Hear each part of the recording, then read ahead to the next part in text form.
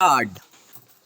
महोदय, कुछ समय बाद जैसे ही समाचार पत्रों में बहुत से लोग काम करने लगे और प्रकाशन कार्य के लिए व्यवसाय यंत्रों की आवश्यकता पड़ी। इस उद्योग का रूप धारण किया। निःशुल्क प्रचार अथवा सेवा की भावना अव्यावहारिक जान पड़ी और प्रायः लुप्त हो गई।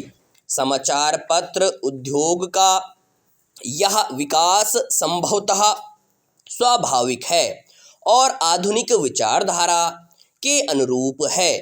फिर भी यद्यपि पत्रों का प्रकाशन एक उद्योग के रूप में होता है, समाचार पत्र स्वदेशीय राष्ट्र सेवा की भावना तथा नैतिक दायित्व से एकदम मुँह नहीं मोड़ सकते।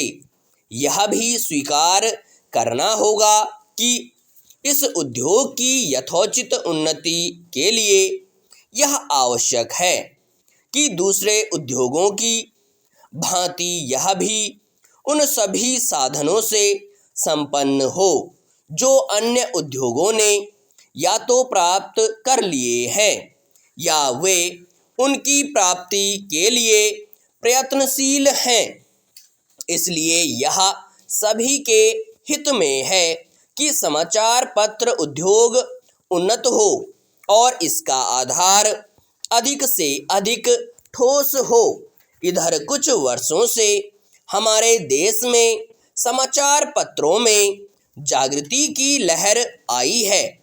उद्योग की आवश्यकताओं, श्रमजीवी पत्रकारों की मांगों और पाठकों के हितों ने मिलकर ऐसी स्थिति पैदा कर दी।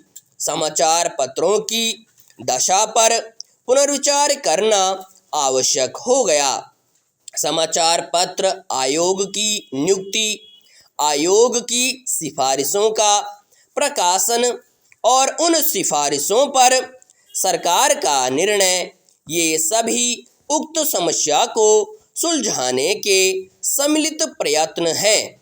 मैं आशा करता हूँ कि इन प्रयत्नों द्वारा समस्या का समाधान हो सकेगा, समाचार पत्र उन्नत होंगे और इस उद्योग में कार्य करने वाले सभी लोगों को संतुष्ट किया जा सकेगा। मैं जानता हूँ कि यह सब कहना सरल दिखाई देता है, किंतु व्यवहार में लाना कठिन होता है।